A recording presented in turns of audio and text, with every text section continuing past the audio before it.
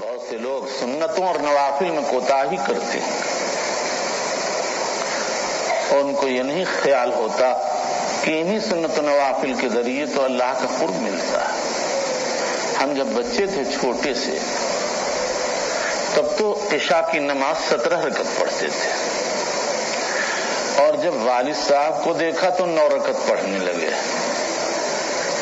8 رکعت حذف۔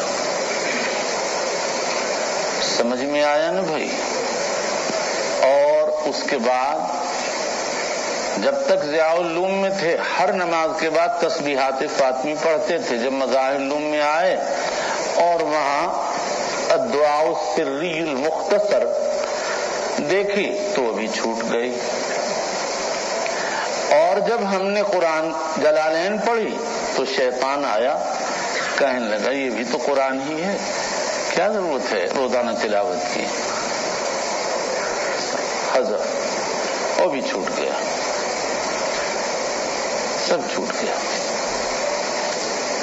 وہ تو پھر رحمت الہی کو کچھ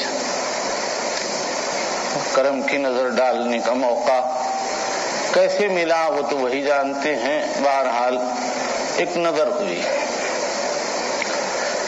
حضرت مولانا اسد اللہ صاحب رحمت اللہ علیہ کی نظر ہوئی، بس پھر سب شروع ہو گیا کہ یہ کون تھے؟ ایک بزرگ تھے ہمارے علاقے میں، حضرت اقدس تھانوی رحمت اللہ علیہ کے خلفاء میں ہمارے مدرسے کے ناظم تھے۔ ان کی قوت قلبیہ سے کم لوگ واقف تھے۔ ہمارے حضرت رحمت اللہ علیہ کو بھی نہیں اندازہ تھا کہ یہ اتنے بڑے آدمی۔ اندازہ جب ہوا جب اسرائیل کی جنگ ہوئی مصر سے، تو ان بزرگوں نے ختم بخاری کی مجلس رکھی۔ بالکل عصر کے قریب حضرت تشریف لائے ناظم صاحب، اور فرمایا بچوں دعا کرو۔ یہ لفظ کیا تھا؟ جیسے معلوم ہوتا ہے کہ لوگوں کے قلوب پر بجلی گر گئی اور ہمارے قلوب نکلے جا رہے تھے اندر سے، اور شاید 1.5 منٹ گزرے ہوں گے۔ بچوں بس ایسا معلوم ہو کوئی دریائے رواں کے سامنے سد سکندری حائل ہو گئی۔ اس دن اندازہ ہوا، میں نے خود دیکھا حضرت کو کہ حضرت نائم صاحب کی قوت قلبیہ کہ بالکل قائل ہو گئے کہ بڑے آدمی ہیں، اور شام کو اطلاع آئی کہ جنگ بند ہو گئی۔ تو ایسے ایک دن میں بیمار پڑا تھا، میں نے حضرت کے ہاں پیام بھیجا ناظم صاحب کے ہاں کہ حضرت میری طبیعت بہت خراب ہے، کیا آپ لوگوں کو بتاؤں؟ فرمایا میں تم سے غافل نہیں ہوں، بھی یہ کیا چیز تھی میں نہیں جانتا، میرے سارے وجود میں کوئی چیز اندر چلی گئی اور میرے سانس سے، آنکھ سے، منہ سے نفی اس بات جاری ہو گیا۔ سمجھ میں آیا نا؟ اور ان کی بہت سی ایسی باتیں ہیں جو کہنے کی نہیں ہیں، تو اصلاً تربیت باطن ہمارے حضرت ناظم صاحب نے ہماری کی۔ ایک دن بلایا، کیا ان کی کرامات بیان کروں؟ میں عصر کی نماز پڑھ کے سلام پھیرتے اندر بھاگ جاتا تھا مسجد میں، اور 1 رکوع 2 رکوع پڑھتا تھا۔ حضرت نے فرمایا میاں یونس کو بلاؤ، میں گیا۔ فرمایا جب دعا کرو تو دل لگا کر کرو۔ میں اندر چلا گیا، پھر فرمایا بلا کے لاؤ، جب دعا کرو تو دل لگا کے کرو۔ پھر میں چلا گیا، پھر تیسری مرتبہ بلایا، فرمایا جب دعا کرو تو دل لگا کے کرو۔ اس کے بعد کیا حالت طاری ہوئی،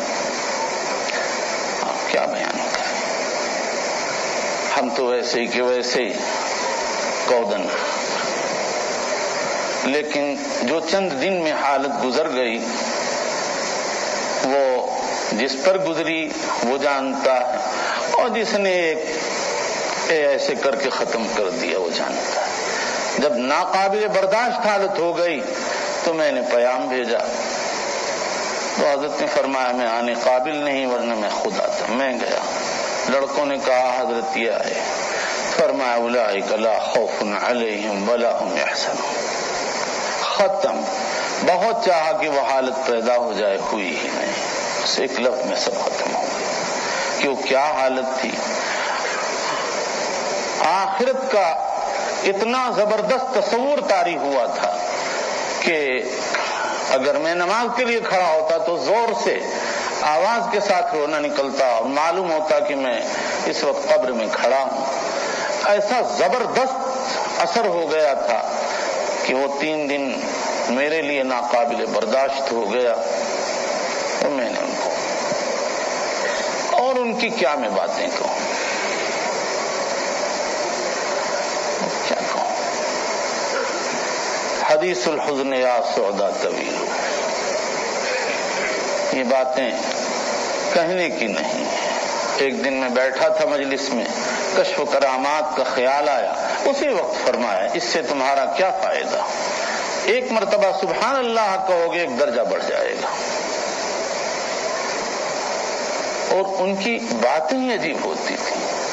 ما رأیناہ سقطت لہ دعوی وللہ الحمد. ایک مرتبہ جب میرے حج کی بات چلی, حضرت رحمت اللہ علیہ بھی چاہتے تھے کہ حج میں جائے, لیکن مجھ کو اپنے حالات کی وجہ سے پریشانی لاحق